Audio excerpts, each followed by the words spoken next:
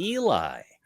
Eli's a guy coming out of Texas, the Lone Star State, and he'd like to share his reason for faith in Christ. Eli, before you say a word, friend, okay? Back and forth, not an opportunity to preach, but I'm curious what your reason for belief is. So you're on the air here with MD Aware and Johnny P. What's your reason for your faith? My reason is, just the historicity of the Bible. And it doesn't make sense to me that somebody would just make that up in context of like everything that Jesus preached and the historicity of the Jews and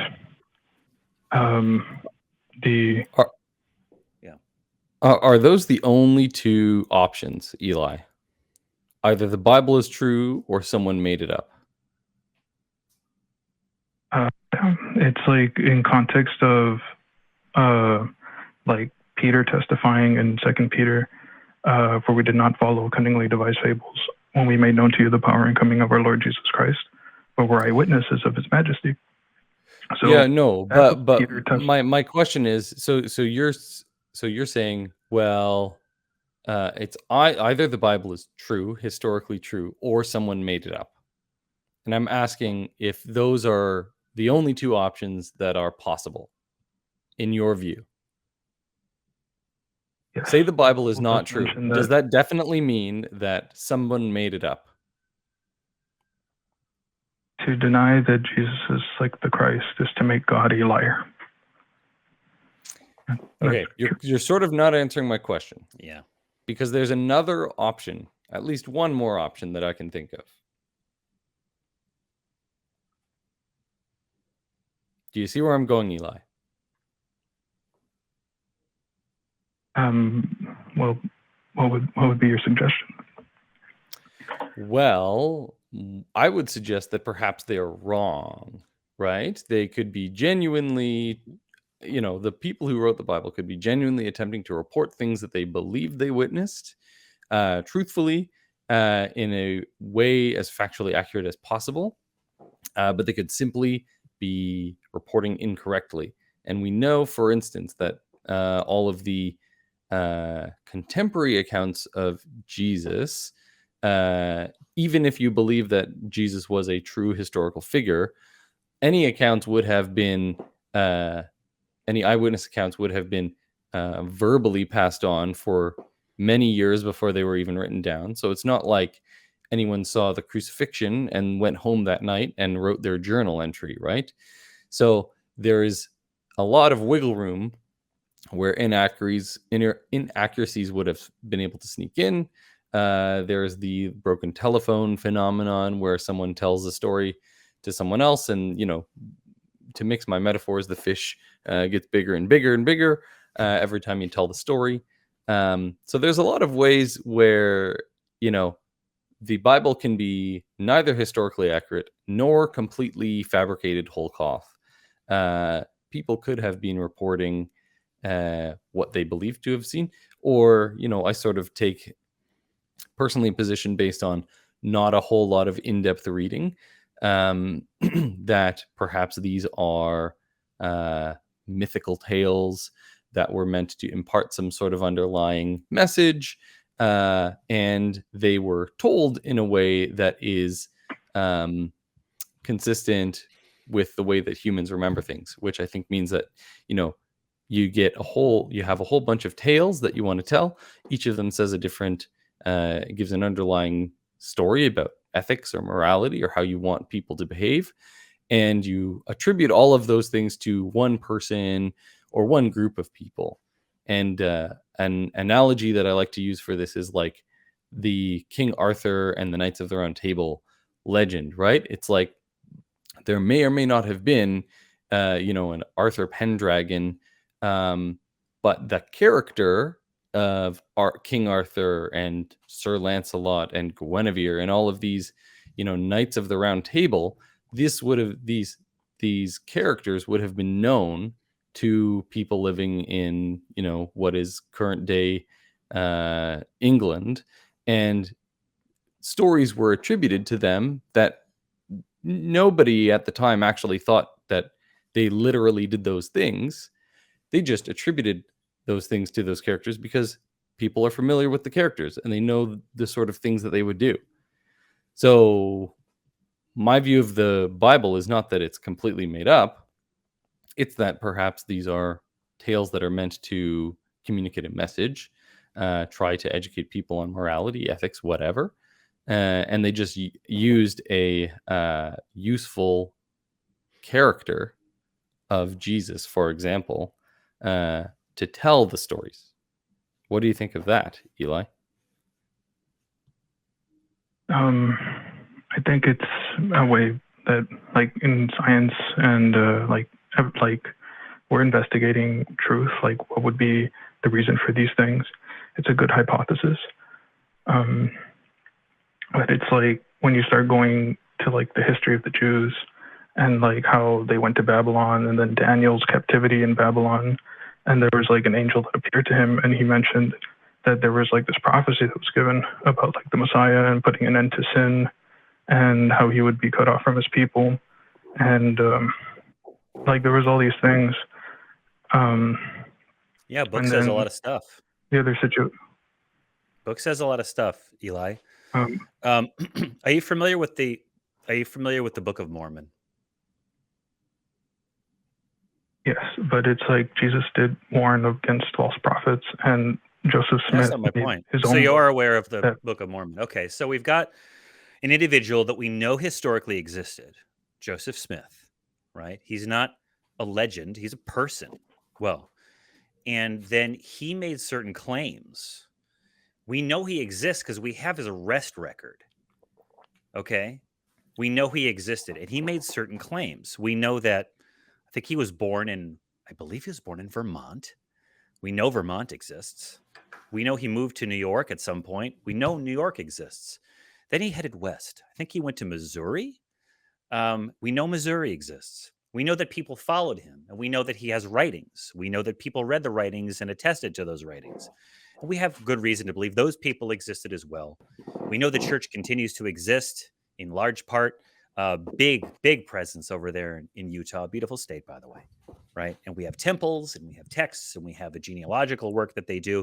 We know they exist. But the claims that are made by the Mormons or the Church of Latter-day Saints, whatever they're calling themselves this week, are fantastical claims. Golden tablets and seeing stones and angel Moroni and other unlikely characters from history and fiction. Okay? We know that the Jews, shifting gears, we know that the Jews existed for a long, long time, and they're still here, and they're not going anywhere. All right? We know they have traditions. In fact, I believe yesterday was Rosh Hashanah or thereabouts. So, Shabbat Shalom, friends out there. But we know these people exist, and they have traditions, and they were in Babylonian exile, allegedly. And they were I made a joke about that yesterday. It was well received. And less so today. Yeah, right.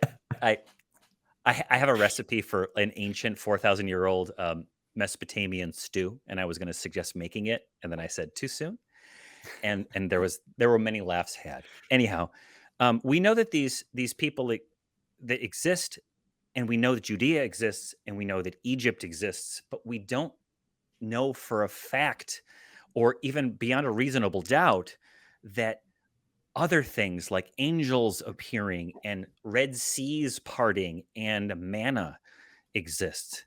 We just know that they are stories. And so just because the Jews have existed for a long period of time doesn't mean that their fantastical supernatural claims are true. Right? Mm-hmm. Right? Because the Mormons, right? Or it's like the Spider-Man thing, right? Yeah, where, Spider-Man, the comic book takes place in New York City. New York City is a real place. It refers to real events that actually happened in reality, but that doesn't mean that Spider-Man as a character exists or the events detailed in Spider-Man comics are true. Peter or Ben Parker, pick your poison. So Eli, what are your thoughts on that? So we've given you examples of books that talk about real places and real people, and then other stuff on top of that. You will acknowledge that just because it's written down doesn't mean that it happened, right? Yeah, but there is other evidence that does suggest situations that but you reflect use the this as the an things that example. occurred. So Okay, what okay. what evidence matters most to you, Eli? Where is it found? Is it found Yeah. in the Bible? It's you can find it anywhere, like Sennacherib, the king of Assyria in 700 AD.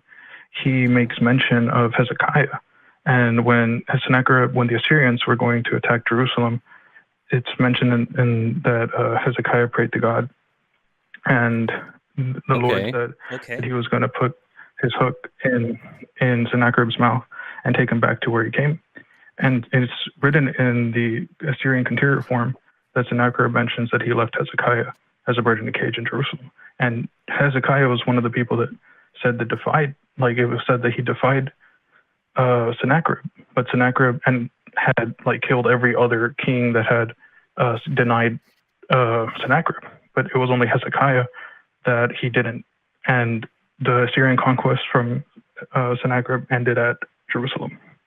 So you're telling me that there was a conflict between two cultures, and one kingdom, one hegemonic entity was dominating the area, and the underdogs, everyone was fallen, one after the other, and it seemed impossible. We're talking like Ivan Drago levels of beatdown, right?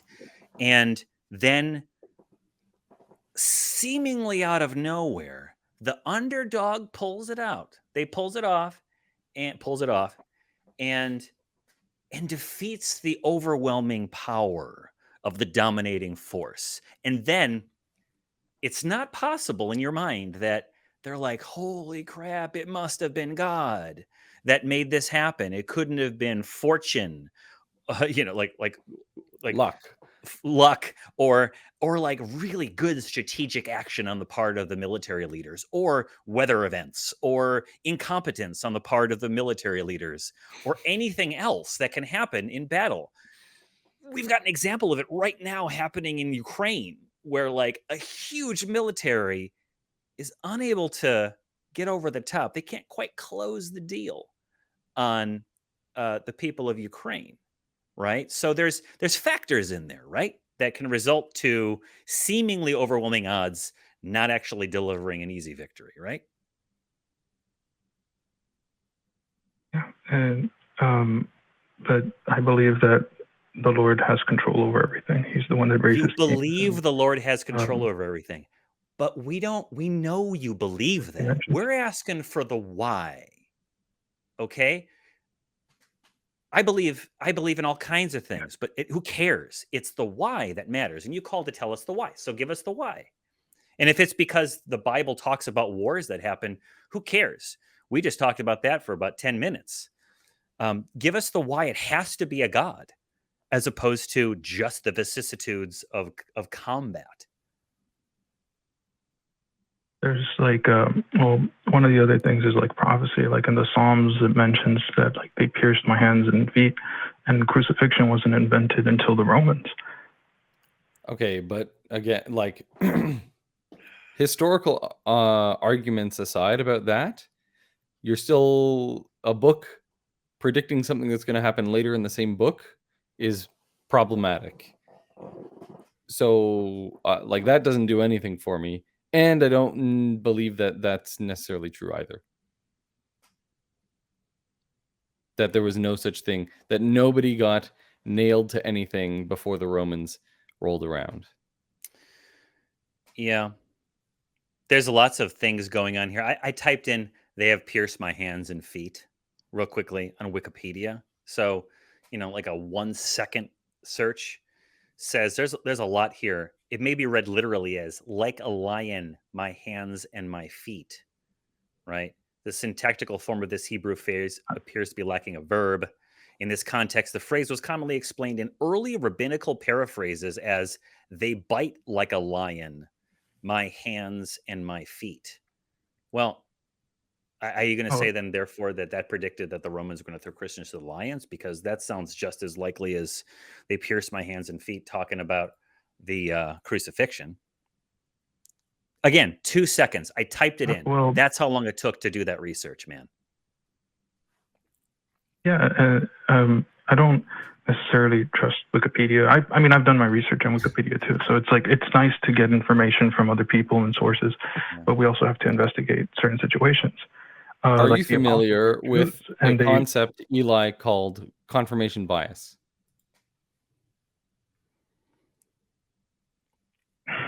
yes, but there's also witnesses, and when it comes to the things that Jesus preached, it's like I cannot fathom a person making that up, like saying that there would be persecution and people would be killed and certain things like that. And it's like, why would you preach or make something up like this? Like, why do that unless it's Because for you like the believe kingdom it, of God, perhaps? where it's like Because they believe it. Yeah. Sorry, MD, take it. People do all sorts of things because they believe it or because they don't believe it and they're being paid to do it. There's like a million. How do you figure out what someone's motivation is? I don't know. You ask them and maybe you believe them. But the point is, like, just because someone does something and they say they're doing it because they believe in God doesn't mean that God is real. People flew planes into the Twin Towers. We had a anniversary of that event recently, Yeah. and they believed in that too, and they were persecuted. They died for that belief. Yeah. Does that mean that their beliefs are they were true? the persecutors. They They were the died persecutors themselves as led by a false well. prophet. Yeah. They died. They died themselves as well. The point, Eli, is does the fact that they suffered for their beliefs mean that their beliefs are true? They were led by a false prophet. Like something that the truth had testified of. Right. So what about Oliver Cowdery, Martin Harris, and David Whitmer? Those were the 3 witnesses whose joint testimony, in conjunction with a separate statement by 8 witnesses, they sort of verified Joseph Smith and his magical seeing stones and his golden tablets. So those 3 people, are they liars or are they mistaken? Are they liars or are they rubes? Which one is it? Because you don't believe in Mormonism, right? Yeah, it's like if you analyze it in terms of like prophetic events and in relation to, well, it's testifying that it's a part of the Bible. It's like these individuals, they made their own books at that time, and they mentioned that the prophecy in their books is like those 12 apostles. Like they mentioned that the people that they're going to do, like they mentioned that they're going to leave out precious portions of the Bible, and anybody that follows them is going to go to hell, like things like that. Okay, that's not my question. You have to question, like, where did they get their... Okay, where did they get their information from? Is that what you were going to say? I didn't mean to cut you off, but like my question is, are they correct? Are they mistaken? Or are they liars? Which is it? They had to be mistaken because okay, mentioned like give them prophecy of something that hadn't occurred yet, because according to the Mormon Church, like those tablets were written like before the apostles and Jesus, and then and it's like that apparently testifies of the witness that the apostles were going to witness of Christ, but they were going to lie about it or leave out precious portions, and it's like it's clearly fabricated. It's not something that God would do, especially when it's not even mentioned in the Old Testament, where the Jews have their canon. We have like the Dead Sea Scrolls and things like that, where it has no mention of the texts that Joseph Smith had or any mention. Why would they fabricate God would clearly have given. Why would the 3 witnesses fabricate that stuff? Why? Because they wanted to be deceivers, and they wanted to and it's like the thing about the early church is that the early church, it's like they were the ones that were putting their life on the line and testifying for the truth. Joseph Smith wasn't doing that, and neither was Muhammad. It's like these people were persecutors and liars trying to deceive people. He was chased across the country. He was constantly getting chased across the country and prosecuted by the authorities for being a charlatan. He could have stopped doing that and taken up an honest living of turnip farming or something, right? He chose to defraud so he could live and get laid from people in the church, right? People in his little cult. So if that happened in the 19th century, are people so very different that you can't even imagine that people in first century Roman Empire might also fudge the details on the one hand, or be taken in by a fantastic story that gives them hope, right? I don't. Yeah, but it's also like Christ in terms of like the witness, and he did fulfill the messianic promises. It's something that like there is a chronological Says date who? given from the time of Says who? Daniel, Says who? the He book of filled. Daniel. Yeah. So you're telling me that early Christians, who were mostly all Jews, who had access to these ancient holy books with all of these prophecies in it, there's no way in hell they could have been like, oh, check it out. He checks off this box, he checks off this box, he checks off this box. There's no confirmation bias possible there, right? It's the only It's explanation like is that he truly and really did fulfill vague ass prophecies. That's your position. Is not a possibility that they're fulfilling the prophecy that was written by rewriting the story of Jesus.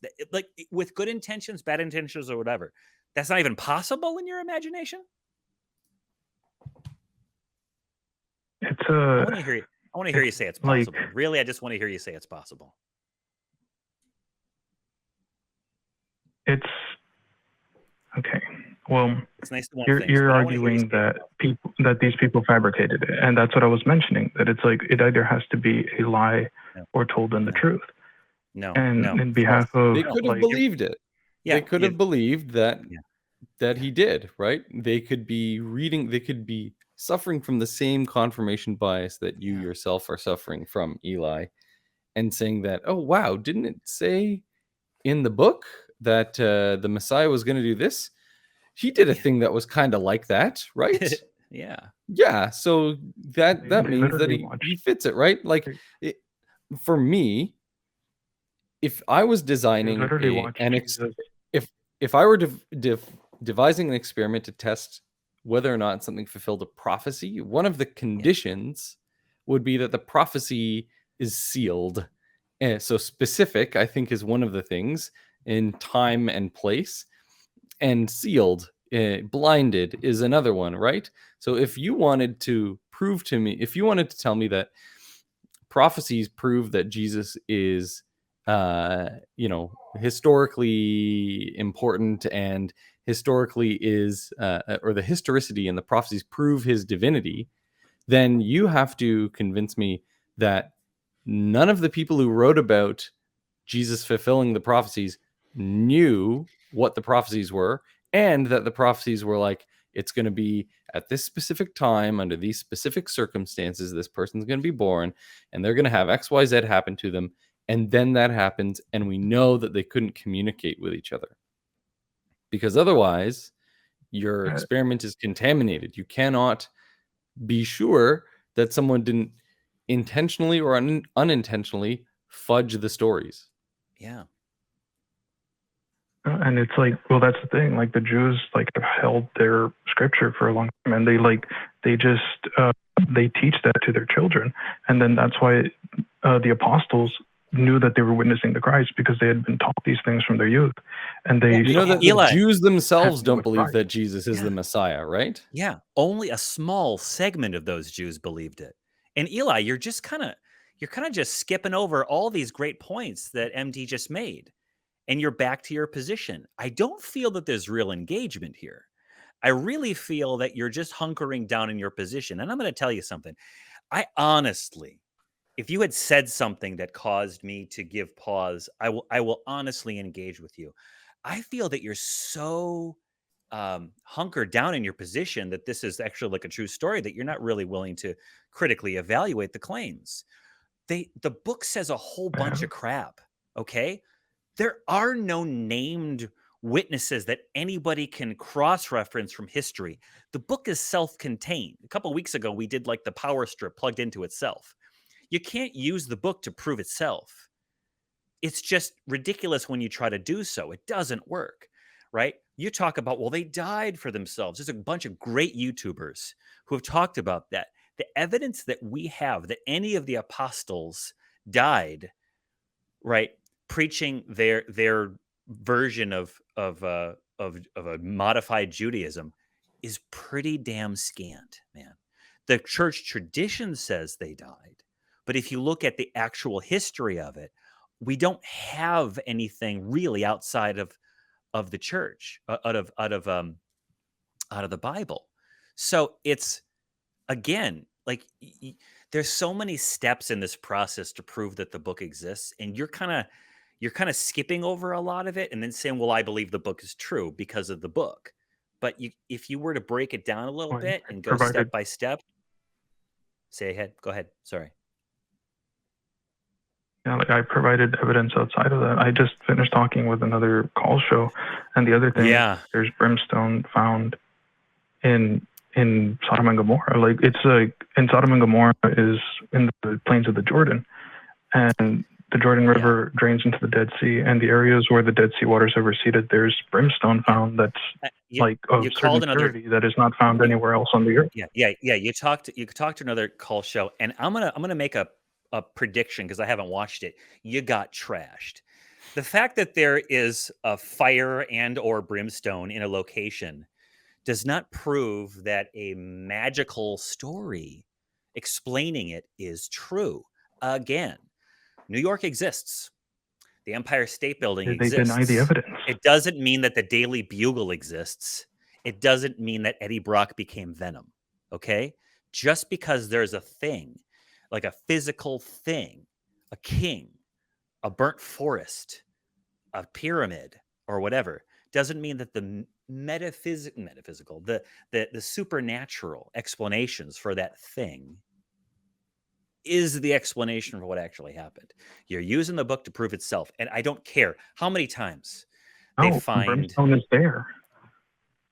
What is brimstone? What do you think brimstone is, Eli? What do you think it is? Do you know what it is? It's sulfur. Yeah, it's sulfur. Correct. It's an element. Sulfur is found around. In fact, like it's very commonly found. It's found everywhere. It's not like, oh, this is an exotic material that only comes from the fictional, place of hell. It's not like mithril or something like that. Damn. Where the mere existence of it in a place confirms the existence of something else, right? Like you find sulfur anywhere you go. It's not uncommon. That's like, I think, what you might call circumstantial evidence. It's not of that purity. What do you mean? What purity? Did it say somewhere in the Bible the purity of the brimstone? Like, oh, this is 98.5% brimstone? Like, what are you talking about? They've tested it, and it comes above 90% purity, which is brimstone or sulfur is really found only at 40% purity and commonly around the world. So you think, and so your explanation, let me just get this straight, Eli. Give me a second. Let me just get this straight. So you think that because they found sulfur at a purity level that is uncommon, that therefore the only explanation for that fact is that there was a divine intervention, God smote Sodom and Gomorrah. Is that correct? That's the only possible explanation for that fact. It is aligned with Abraham going west of the Jordan, which is where Jerusalem is currently located, and his descendants went back to Abraham's land. And we see that it's west of the Jordan, and the brimstone is found where the Dead Sea waters have receded. I'm going to quote Sagan. Extraordinary claims require extraordinary evidence. If your claim is that there was divine intervention, then you're going to need to come with something better than there's 90% pure sulfur. I don't even know if that claim is accurate. I don't know any of the veracity of those claims, but I do know that those claims, even if true, are insufficient to justify the conclusion in my scientific expertise. Yep. And that's enough. That's enough of that. I'm going to go ahead and we're going to put on take another call. Okay. Thanks, Eli. Yeah. Thanks, Genuinely, Eli. I know I sound sarcastic, but we do like getting these calls, Yeah. and you got me feeling a bit spicy, but I think we've Argument exhausted. from, Yeah, we've exhausted that that well of information.